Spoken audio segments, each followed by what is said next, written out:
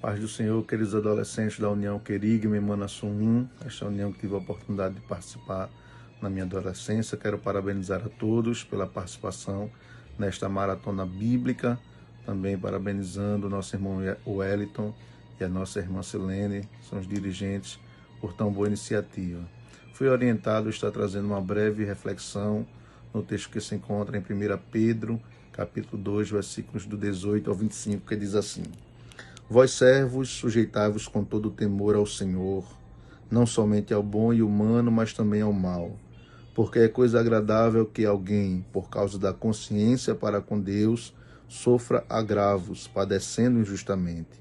Porque que glória será essa, se pecando, sois esbofeteados e sofreis? Mas, se fazendo bem, sois afligidos e sofreis, isso é agradável a Deus.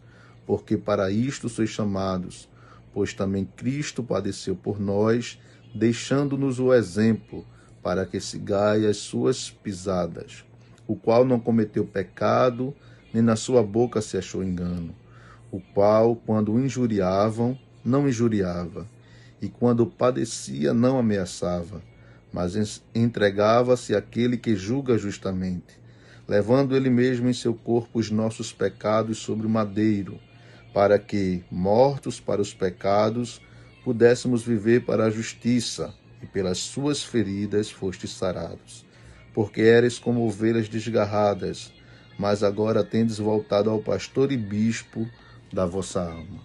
Queridos adolescentes, nós vemos neste texto, que tem por epígrafe os deveres dos servos cristãos, o apóstolo orientando muito além das relações interpessoais entre servo e senhor, ou entre funcionário e patrão, apesar de que isso é importante, mas nós vemos que ele destaca aqui a importância de termos a consciência do sofrimento pela causa de Cristo. Versículo 20 diz assim: Porque que glória será esta, se pecando sois esbofeteados e sofreis? Mas se fazendo bem sois afligidos e sofreis, isto é agradável a Deus.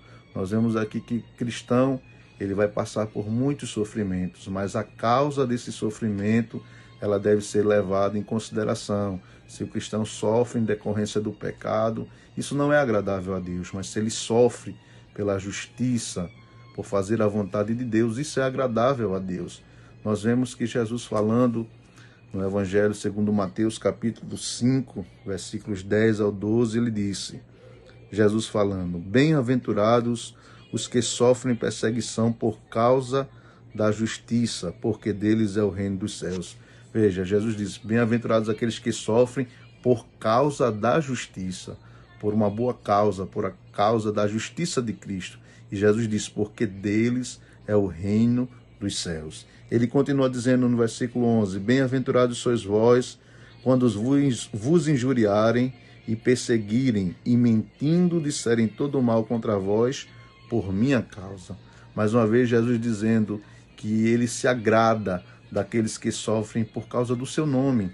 Ele ainda diz no versículo 2, Exultai e alegrai-vos, porque é grande o vosso galardão nos céus, porque assim perseguiram os profetas que foram antes de vós. Vejam só, Jesus ele nos estimula, ele nos conforta diante do sofrimento por causa do seu nome, dizendo que temos um grande galardão no céu.